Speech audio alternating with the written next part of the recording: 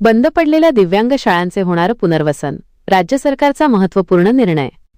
मुंबई, राज्यातील विविध कारणांमुळे बंद पडलेल्या दिव्यांग विशेष शाळा आणि कार्यशाळांच्या हस्तांतरणाबाबत राज्य सरकारने एक मोठा निर्णय घेतला आहे।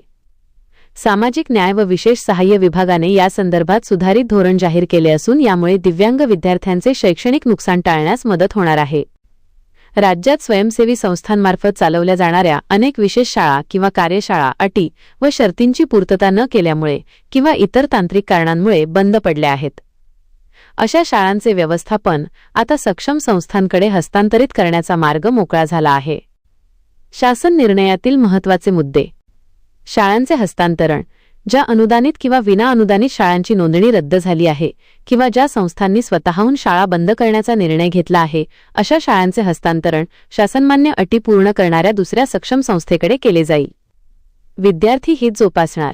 विद्यार्थ्यांच्या संख्येअभावी बंद पडलेल्या शाळांचे पुनर्वसन करताना ज्या भागात अशा शाळांची नितांत गरज आहे अशा ठिकाणी त्या स्थलांतरित करण्यास प्राधान्य दिले जाईल।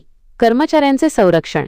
शाळा हस्तांतरित झाल्यानंतर तेथे कार्यरत असलेल्या मान्यताप्राप्त विशेष शिक्षक आणि शिक्षकेतर कर्मचाऱ्यांचे समायोजन करणे नवीन संस्थेवर बंधनकारक असेल। कालबद्ध प्रक्रिया। हस्तांतरण प्रक्रिया पूर्ण झाल्यानंतर 1 महिन्याच्या आत संबंधित ठिकाणी शाळा सुरू करणे अनिवार्य राहील। तसेच नवीन संस्थेला 15 दिवसांच्या आत नोंदणी प्रमाणपत्र दिले जाईल।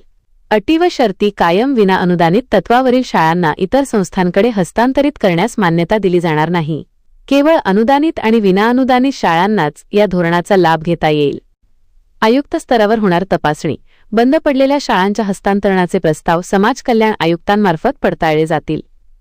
संस्थेची क्षमता आणि शासनाच्या अटींची पूर्तता होत असल्याची खात्री पटल्यानंतरच अंतिम निर्णयासाठी प्रस्ताव शासनाकडे सादर केला जाईल।